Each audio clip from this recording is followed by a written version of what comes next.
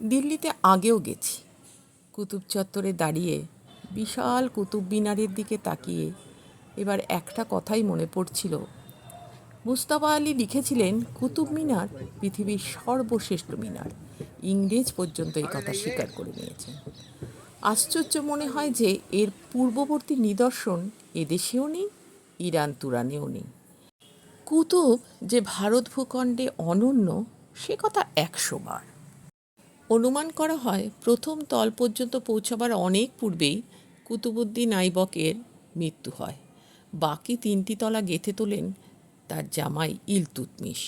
সর্বসমেত উচ্চতা 71.24 মিটার।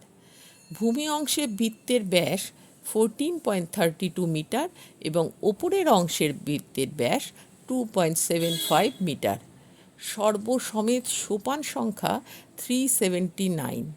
মিনারটি নাকি দুবার বজ্রপাতে ক্ষতিগ্রস্ত হয়, যথাক্রমে 1326 এবং 1368 খ্রিস্টাব্দে। প্রথমবার মোহাম্মদ তুগলক এবং দ্বিতীয়বার ফিরোজ শাহ তুগলক সেই ক্ষতিগ্রস্ত মিনারের মেরামত করেন। আলাউদ্দিন খিলজিও কিছুটা মেরামত করান।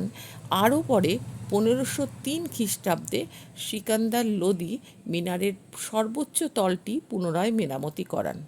প্রাথমিক অবস্থায় 4 তলা মিনার ছিল। ফিরোজ শাহ মেরামতির সময় সর্বোচ্চ তলটিকে দুভাগে বিভক্ত করেন, ফলে বর্তমানে এটা একটা 5 তলা।